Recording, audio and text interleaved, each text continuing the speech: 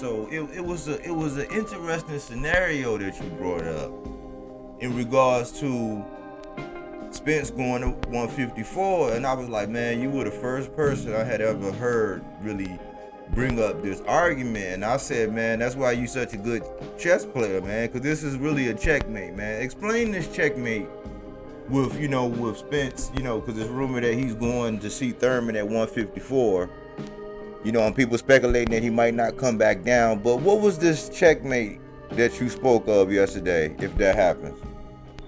Yes, my analogy is that when Spence meets Thurman at 154, okay?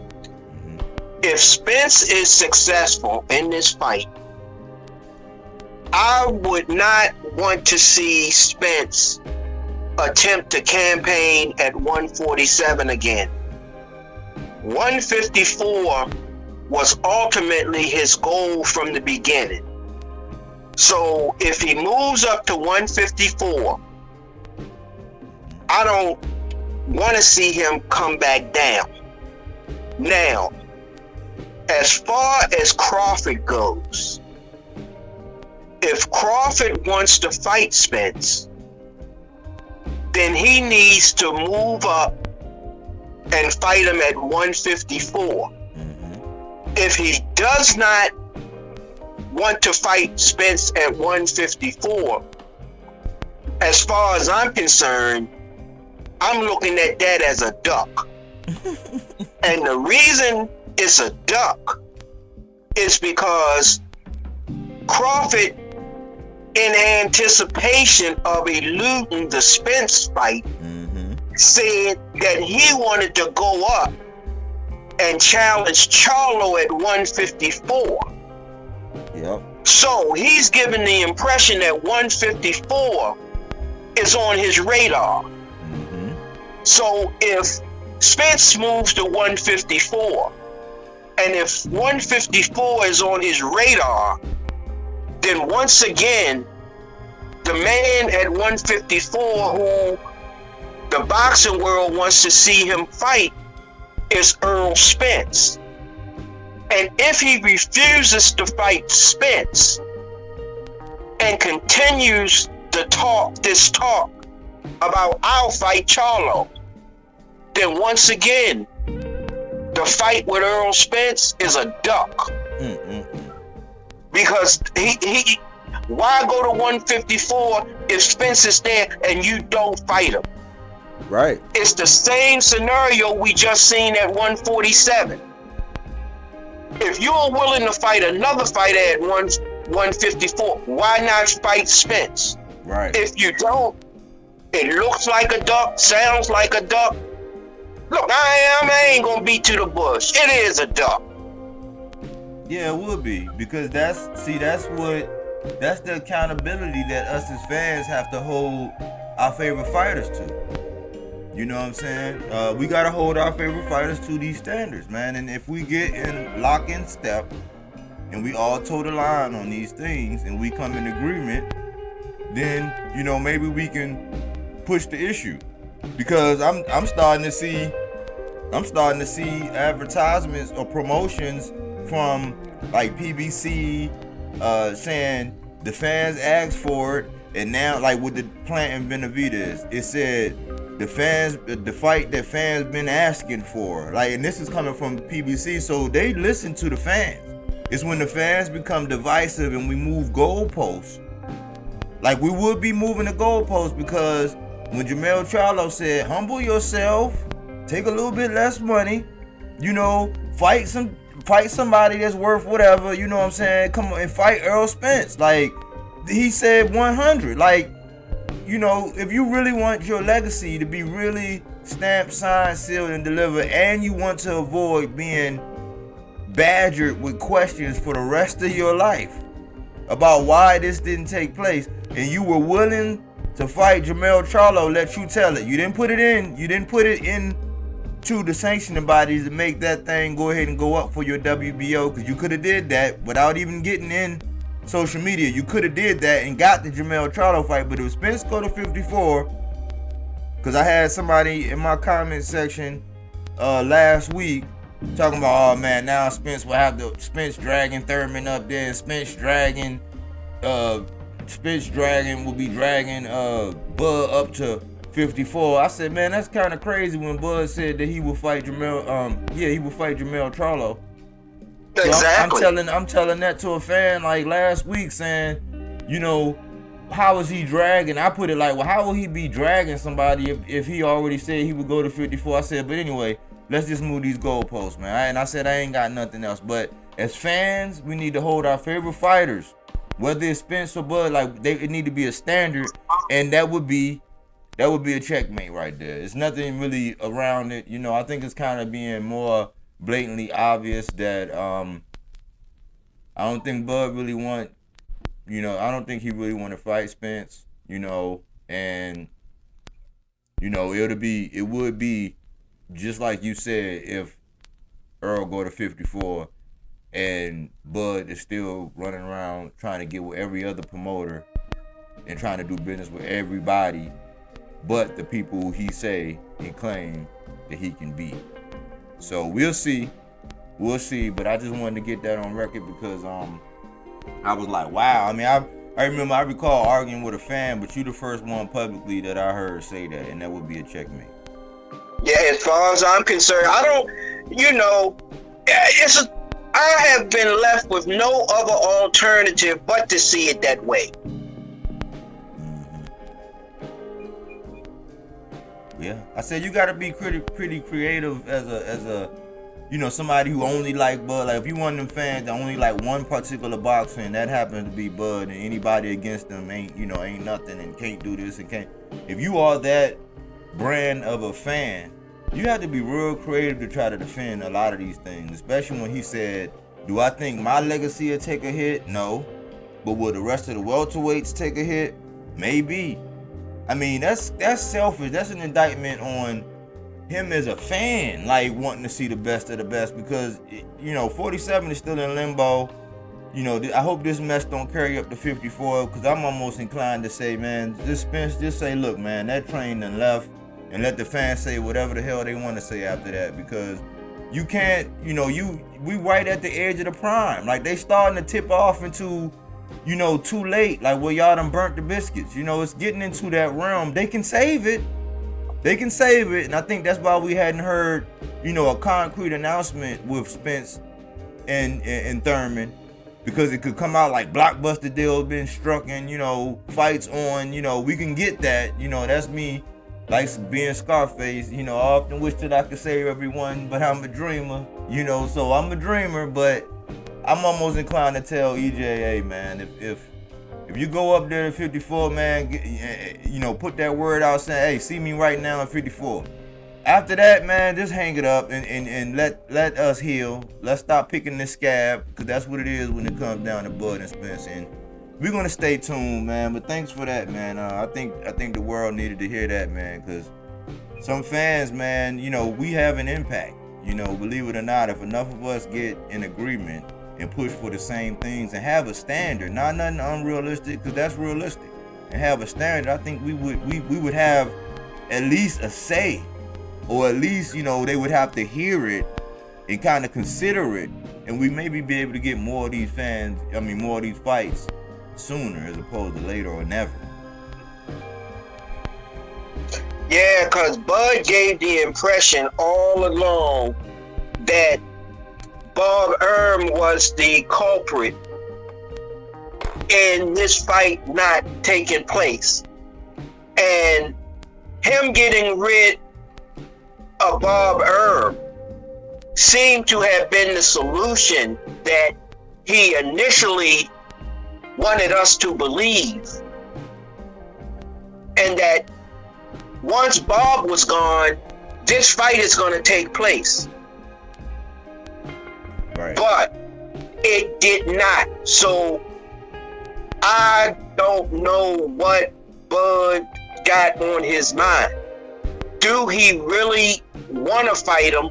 Did he really want the unification at 147? Or was it all a publicity stunt? I think it was a publicity stunt. I think that it was promotion so that he can get leverage to be able to get a bag, because it was said that he was using the information that he was getting about the deal or possible deal or the negotiations with, you know, PBC and them to leverage that deal with BOK.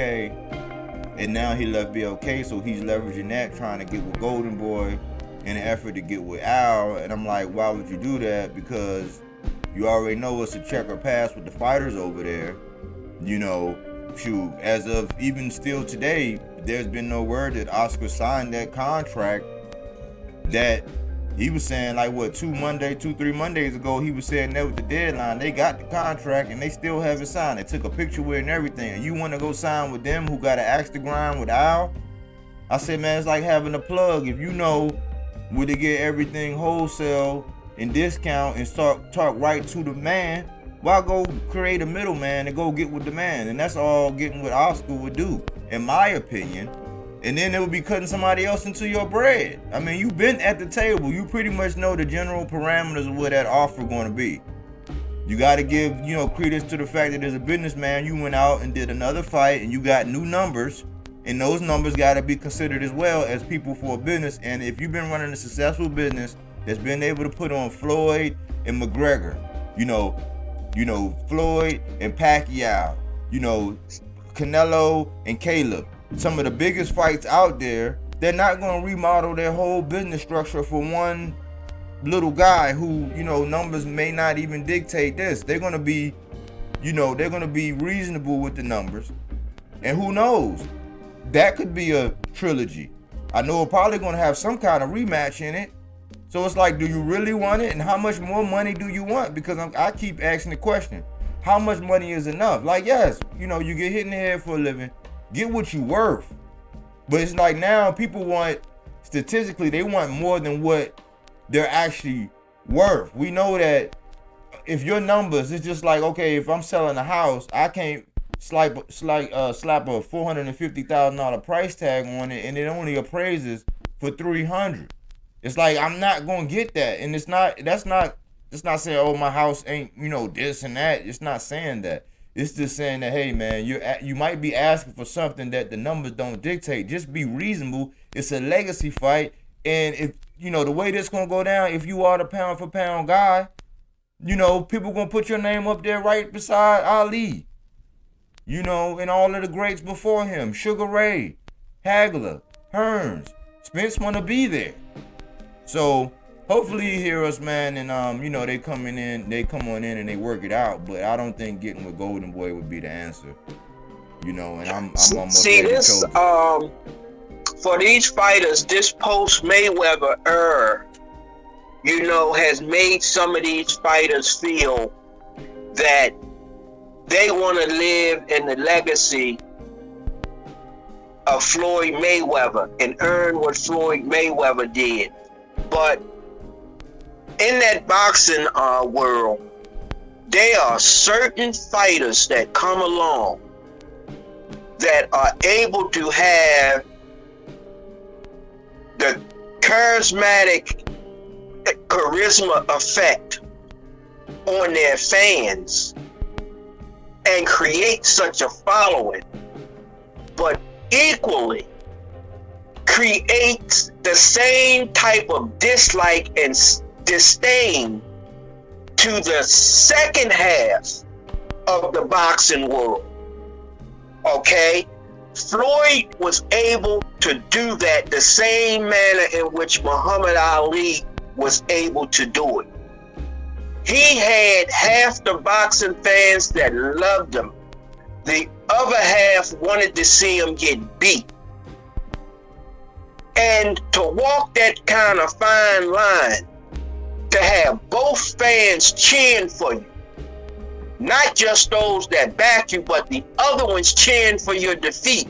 Mm-hmm.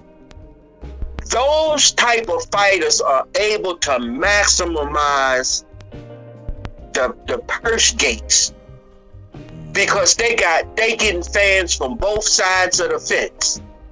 And in today's boxing world, you don't have the type of fighters that create that type of fanfare on both sides.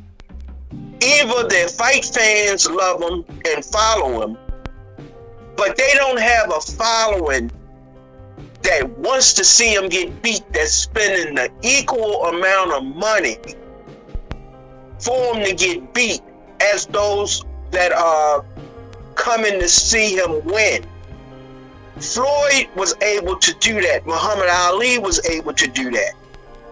And other than those two guys right now, I don't know who generated the love-hate the way that these guys did, because the ones under him can't generate it in the same manner.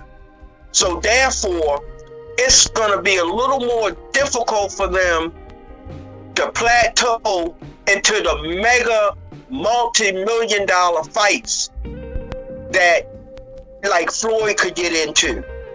I would say this. Let me qualify it. You said, like, I love that analogy. I love the way you put that. You know, the ones, you know, you got half the fans that love him and half the ones just want to see him lose. I would qualify by saying with that special skill set inside the ring. I would say that, because that's almost like Roy Jones. That's almost like Mike Tyson. Like, there's been some that came along, but the quality is that when you look at those fighters inside the ring, they had something special that like generational talent, to where you're not gonna see that. That's not a dime a dozen. That's rare. You know what I'm saying? So I would qualify, and I would say yes, you're right. I would say you're right, absolutely. So, you know, we you know, I'm over it. Like I'm passive on it. You know, I'm like, my feelings ain't gonna be hurt if it don't happen at this point, because, you know, I still want to see Errol go on and do whatever. If Bud gonna go on his Hall of Fame tour, you know, go ahead and do it, or do it in novelty boxing, and that's when you're gonna get your big bag. Go fight a Jake Paul. You'll make the most money. You'll make more money than anybody else. Like, that'll be a fight. They'll pay that Floyd Conor McGregor money to see him fight Jake Paul. Well, go do it on the novelty boxing side. Not for the hardcores who really love boxing and really care about the future and gonna keep watching it when you retire. You know what I'm saying? So do it that way and get the biggest bag you can get. But stop holding up everybody in the division and, you know, causing all this dissension and toxicity and dividing the fan base, and just, you know, give the fans what they want. If it's the biggest bag and for you to, you know, get all the fame and not take that many risks, go on the novelty boxing side. And that appears what he's doing right now. Look, at this particular point in his career, he's gonna have to fight a fighter that can continue to give him the type of legacy that he wants to have. I mean, he's got to really be challenged, you know? And see, one thing I will say about Floyd Mayweather, like him, love him, what side of the fence you on, he fought everybody who was worthy of being a champion. And as a matter of fact, it was indicated that Floyd Mayweather fought more champions than any fighter out there in the history of boxing. When you look at the caliber of fighters that he fought more champions than anybody else, and definitely during his era, because majority of the fighters that he fought were at one time a champion.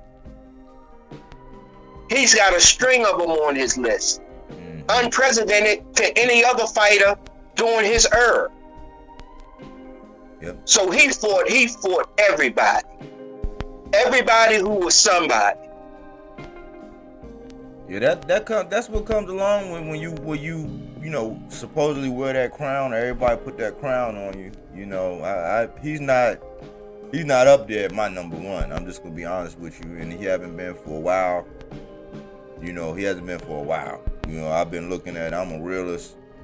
I don't just glaze over people because they're not that popular, they don't have ticket sales. I look at skills and I look at everything, but I also look at a lot of the behavior.